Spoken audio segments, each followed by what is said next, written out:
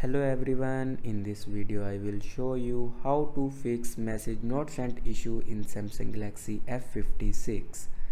So before watching this video, don't forget to subscribe the channel and also press the bell icon.